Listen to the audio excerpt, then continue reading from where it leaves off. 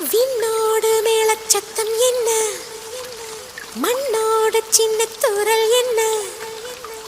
எங்கேதான் சென்றாயோ இப்போது வந்தாயோ சொல்லாமல் வந்த